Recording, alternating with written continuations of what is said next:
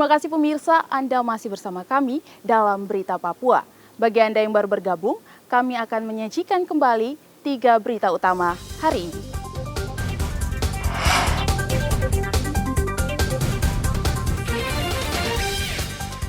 Peringati Tahun Baru Islam, ribuan umat pawai mengelilingi kota Merauke.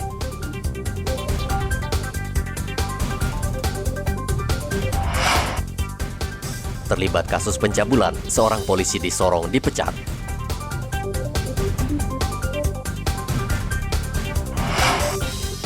Bawang merah dan cabai di Merauke mahal.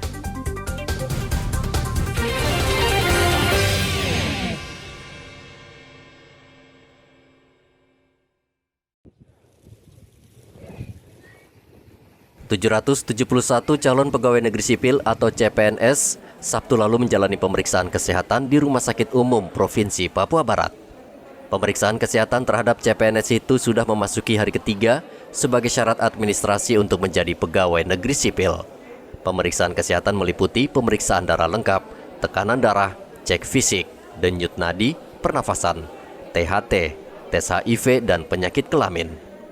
Pemeriksaan kesehatan untuk memastikan CPNS dalam kondisi sehat. Jika ditemukan penyakit, CPNS bisa berkonsultasi ke dokter. Tujuan dari pemeriksaan ini untuk memastikan bahwa teman-teman adik-adik yang akan bekerja ini, mereka memang harus memiliki informasi dasar tentang kesehatannya. Jadi tidak berarti bahwa nanti kalau periksa kesehatan kemudian ada yang tidak normal, gugur, tidak. Itu yang kemarin kita sebenarnya memastikan itu. Jadi adik-adik teman-teman yang diperiksa ini, kalau nanti misalnya mereka sakit, ada indikator hasil pemeriksaan yang menunjukkan bahwa itu tidak normal, nanti mereka akan dikonsultasikan ke dokter untuk diberikan obat, mungkin diberikan waktu istirahat sampai mereka sehat dulu, terus kemudian bergabung kerja lagi. Jadi sekali lagi informasi dari BKD bahwa pemeriksaan kesehatan ini bukan untuk penyeleksi dan menggugurkan. Pesertanya itu 578, jadi lebih 500. Jadi kita sesuaikan dengan kemampuan teman-teman di pelayanan. Kemarin itu sampai 150 kita periksa satu hari itu, tapi sampai sore. Jadi kita sesuaikan dengan kemampuan teman-teman. Kalau bisa sampai dengan hari kapan selesai, kita selesaikan. Tapi memang diharapkan itu minggu depan sudah selesai. Awal Agustus mereka punya data-data itu sudah ada. Kemarin informasinya 500 saja, tapi intinya kita layani semua. Kalau mungkin lebih dari 500 sesuai dengan yang informasi kemarin yang diangkat itu sampai 700, berarti kita harus periksa semua. Penyaringan melalui pemeriksaan kesehatan ini penting bagi CPNS agar mereka bisa bekerja dengan produktif. Edi Musahidin melaporkan dari Manokwari, Papua Barat.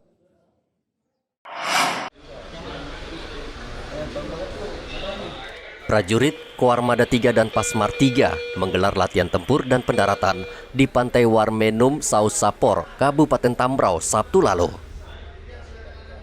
Dalam latihan tersebut dikerahkan seluruh kekuatan TNI Angkatan Laut, mulai dari KRI untuk mengangkut pasukan hingga proses pendaratan prajurit Pasmar 3. Latihan tempur itu digelar agar prajurit tetap siap dan siaga jika sewaktu-waktu mereka dibutuhkan untuk mengamankan situasi. Selain itu, latihan tempur juga untuk memperkuat pertahanan maritim di Indonesia Timur. Panglima Koarmada 3 Laksamana Muda Irfansah mengatakan latihan tempur akan meningkatkan kemampuan dan pemantapan penguasaan doktrin taktik, teknis, dan prosedur secara tepat. Latihan Glagaspur tingkat 3 atau L3. Ini latihan ini merupakan latihan rutin untuk Armada 3.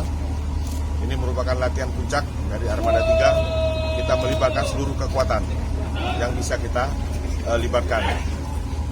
Antara lain kita mengerahkan kapal, ada 7 KRI, 7 kapal perang, baik besar dan kecil. Kemudian juga kita mengikutkan helikopter 1, helibel. Kemudian kita juga membawa tank, ada 6 tank dari marinir yang kita ikut libatkan.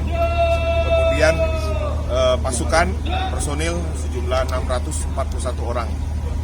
Nah, tujuan latihan ini yang sudah tentu saja kita untuk melatih ketangguhan prajurit kita, profesionalisme mereka, dan ketangkasan mereka dalam melaksanakan latihan-latihan dasar yang sudah kita berikan secara rutin, bertingkat dan berjenjang. Ini pembuktian hasil latihan kita 1 tahun. Mudah-mudahan nanti hasil ini juga bisa memberikan evaluasi bagi Koarmada 3 untuk meningkatkan profesionalisme prajurit Koarmada 3 dan Panglima Koarmada 3 meminta prajurit terus bersinergi dengan kepolisian dan memastikan situasi di wilayah timur aman. Topan melaporkan dari Sorong, Papua Barat.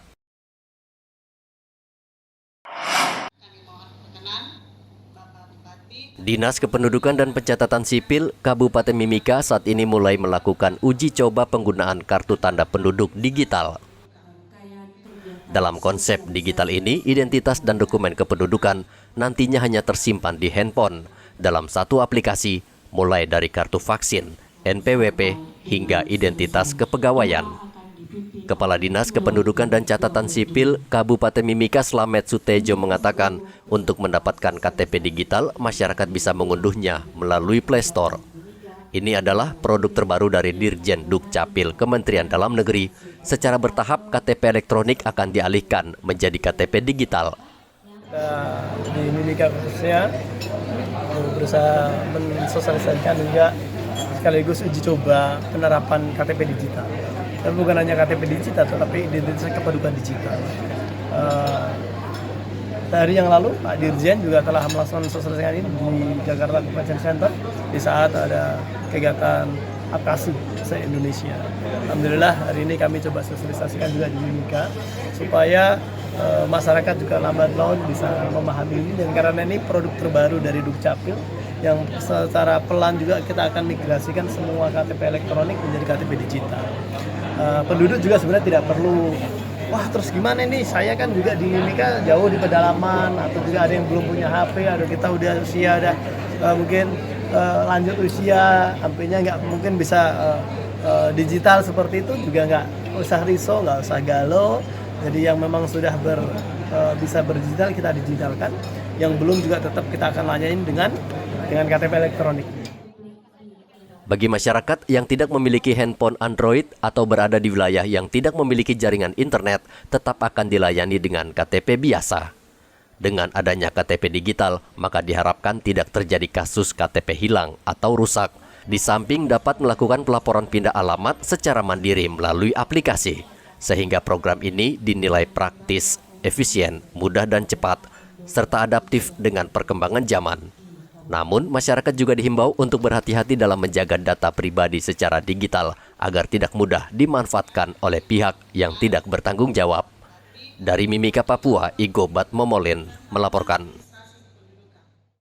Pemirsa, informasi tadi sekaligus mengakhiri jumpa kita pada pagi hari ini. Saya Graciela Taime, mewakili kerabat kerja yang bertugas menyampaikan terima kasih, selamat beraktivitas, sampai jumpa. Wanyambe.